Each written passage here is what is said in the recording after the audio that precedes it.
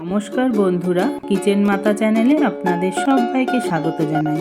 আশা করি আপনারা সবাই ভালোই আছেন।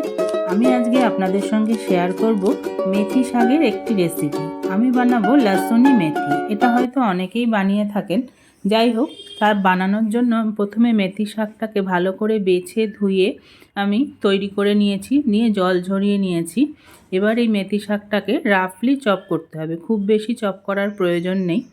এরকম বড় বড় টুকরো করে কেটে নিলেই হবে। এই লসুনি মেথিটা কিন্তু রুটি, পরোটা, নান যে কোনো কিছুর সাথে খেতে অসাধারণ লাগে। আর কিন্তু খুব সহজেই তৈরি হয়ে যায়, খুব বেশি সময় লাগে না। দেখুন মেথি শাক কাটা হয়ে গেছে। এবার আমি পেঁয়াজ, টমেটো, রসুন আর কাঁচা লঙ্কা নিয়ে নিয়েছি। এবার এখানে যে মশলাটা তৈরি করব তার জন্য প্রথমে এক মুঠো বাদাম শুকনো খোলায় ভেজে নিলাম। তার মধ্যে গ্যাসটা বন্ধ করে দিয়ে দিলাম 1 টেবিল চামচ সাদা তিল। ওর মধ্যেই আমি কাঁচা লঙ্কাটা দিয়ে ওটার একটা পেস্ট বানিয়ে নেব। এবার প্রথমে ফ্রাইং প্যানে 1 চামচ তেল, সাদা তেল গরম করতে দিয়ে আমি দেখুন কয়েক কোয়া রসুন থেতো করে নিচ্ছি।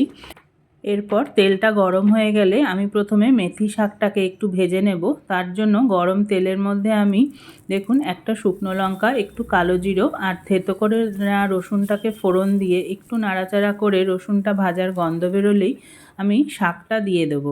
শাকটা দিয়ে এইভাবে প্রথমে একটুখানি নেড়েচেড়ে নিয়ে শাকের জলটা শুকিয়ে নিতে হয়, তাহলে কিন্তু তরকারিটা আপনার তেতো লাগবে না। মেথি তো একটু তিতকুটে টাইপের হয়, কিন্তু এইভাবে যদি আগে ওটাকে ভেজে নেওয়া হয় তাহলে আর মেথি শাকের তরকারি কখনোই তিতকুটে লাগে না। সেটা আপনার পরোটা করুন আর এইভাবে কোনো গ্রেভি আইটেম তৈরি করুন।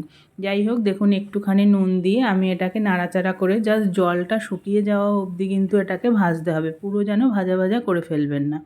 এবার মেথিটা ভাজা হয়ে গেছে। আমি এবার কড়ার মধ্যে 2 চামচ তেল দিয়ে দিলাম। দিয়ে এর মধ্যে আমি প্রথমে জিরে ফোড়ন দিলাম, তার সাথে একটু তেজপাতা ফোড়ন দিলাম আর বেশ 10-12 কোয়া রসুন আর একটা কাঁচা লঙ্কা একসাথে আমি চপারে চপ করে এখানে তেলের মধ্যে দিয়ে দিলাম। দিয়ে এবার একটু নাড়াচাড়া করে ভাজা গন্ধ বেরোলেই প্রথমে পেঁয়াজ কুচিটা দিয়ে দিচ্ছি। পেঁয়াজ কুচিটা একটুখানি হালকা রং ধরলে এর মধ্যে আমি টমেটো কুচিটাও দিয়ে দেবো। টমেটোটা দেওয়ার পরে একটুখানি নুন দিয়ে দেবেন। নুন দিয়ে দিলে টমেটোটা তাড়াতাড়ি গলে যায়। যাই হোক, এবার সমস্ত মশলা ভালো করে ভেজে নিতে হবে। পেঁয়াজ টমেটোটা একটু নরম হয়ে গেলে এবার শুকনো মশলা দেব। প্রথমে দিলাম হলুদ গুঁড়ো, তারপরে দিচ্ছি 1-2 চামচ ধনে গুঁড়ো। এবার দেব কাশ্মীরি লঙ্কার গুঁড়ো। এর মধ্যে কিন্তু আর বিশেষ কোনো মশলার প্রয়োজন হয় না, যেহেতু লসুনি মেথি রসুনটাই এর মধ্যে বেশি ইউজ হয়। দেখুন এই মশলাটাকে এবার তেল ছাড়া অবধি ভালো করে কষে নিতে হবে মিডিয়াম টু লো ফ্লেমে। এর থেকে তেল বেরিয়ে আসলে এর মধ্যে আমি দিয়ে দিলাম একটুখানি মটরশুঁটি 1 মুঠো। লসুনি মেথিতে সচরাচর মটরশুঁটি যায় না, কিন্তু আমি এর মধ্যে 1 মুঠো মটরশুঁটি দিলাম। এটা খেতে খুব ভালোই লাগে। যাই হোক, এবার এটাকে ভালো করে কষে নিয়েছি। দেখুন শুকনো হয়ে তেল ছেড়ে গেছে। এবার আমি যে মশলাটা বেটে রেখেছিলাম বাদাম তিল দিয়ে, সেই পেস্টটা এর মধ্যে দিয়ে দিলাম। এবার এটাকে দিয়ে একটুখানি নাড়াচাড়া করে এর থেকে তেল বেরিয়ে আসলে এর মধ্যে আমি 1 কাপ জল মিশিয়ে দেব মিক্সির বাটিটা ধুয়েই। এটাকে একটু ভালো করে কষে নেবেন যতক্ষণ না একটুখানি তেল ছেড়ে আসছে। দেখুন তেল ছেড়ে এসেছে। এবার আমি এর মধ্যে প্রথমে শাকটা দিয়ে দিলাম। শাকটা দিয়ে নাড়াচাড়া করে তারপরে সব শেষে আমি জলটা দেব। শাকটা দিয়ে কিন্তু খুব বেশি নাড়াচাড়া করার প্রয়োজন নেই, জাস্ট একটু মশলার সাথে মিশিয়ে নিলেই হয়ে যাবে। দিয়ে এবারে 1 কাপ মতন জল দিয়েছি আমি। 1 কাপ মতন জল দিলেই যথেষ্ট, বেশি গ্রেভির প্রয়োজন হয় না। তবুও আপনাদের যদি মনে হয় আন্দাজ করে জলটা দেবেন।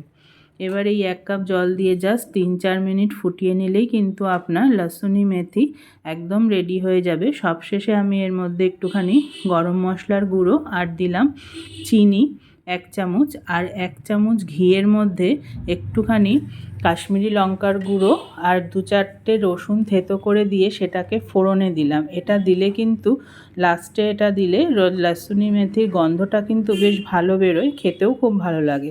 তা আপনারাও এভাবে বাড়িতে বানিয়ে দেখুন। যদি ভালো লাগে আমার রেসিপিটি একটা লাইক অবশ্যই দেবেন আর আমার চ্যানেলটি সাবস্ক্রাইব করতে ভুলবেন না।